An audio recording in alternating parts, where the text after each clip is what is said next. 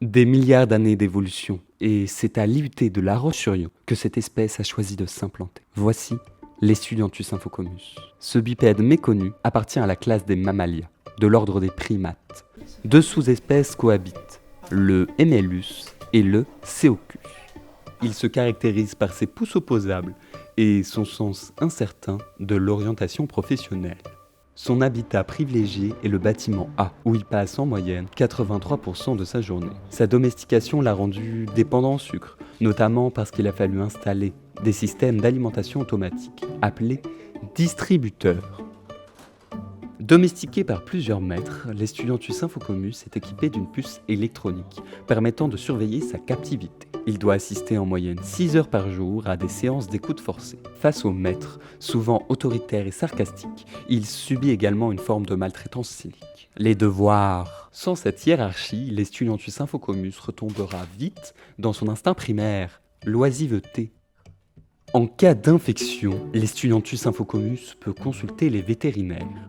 Présent seulement à mi-temps, spécialistes de l'espèce, ils connaissent ses moindres faiblesses. Les vétérinaires peuvent les ausculter, prendre leur température et faire des prélèvements d'urine et ou de sang pour assurer la bonne santé de l'Estudianthus infocomus. Quand sonne l'heure de la chasse, cette espèce espiègle se doit de partir en territoire étranger, le rut ou la cafette. Habitué à ces environnements, l'Estudianthus infocomus fait preuve d'amicalité avec les espèces voisines. Il est important de noter que malgré cette amabilité, l'Estudianthus infocomus sait qu'il est une proie vulnérable. En bas de la chaîne alimentaire, il a développé des stratégies sociales sophistiquées pour éviter ses prédateurs ultimes, les Homo politicus. Les repas révèlent les différences entre sous-espèces. Le Hemellus, souvent herbivore et solitaire, préfère l'univers des livres. Le Ceocus, carnivore, privilégie la vie en meute.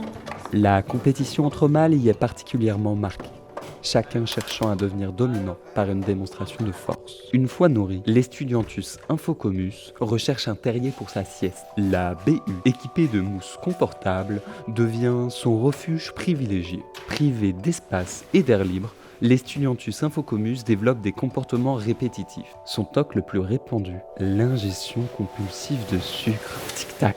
Bonbons ou barres chocolatées deviennent des rituels rassurants. Ces gestes, anodins en apparence, sont en réalité les symptômes d'un stress latent lié à ses conditions d'élevage. Lorsqu'il doit accomplir ses devoirs, l'Estudianthus infocomus oscille entre paresse et amusement. Sa communication est sophistiquée. Il échange aussi bien par messagerie que par vibration de substrat. Après sa première année, l'Estudianthus infocomus peut être réintroduit en milieu naturel. 2 semaines dans le monde extérieur, 2 semaines en captivité. Cette réintroduction porte le nom d'alternance. En 3e année, il peut poursuivre ce système ou tenter l'aventure à l'étranger pour se sociabiliser avec d'autres espèces. Si le processus n'est pas concluant, il peut alors retourner en milieu de domestication pour renforcer sa préparation au monde extérieur. Ainsi s'achève une journée dans la vie fascinante de l'Estudianthus infocomus, un bipède singulier au parcours unique. Car l'Estudianthus infocomus est une espèce extraordinaire qui, face au chaos des crises budgétaires, incarne une forme de vie précaire mais résiliente.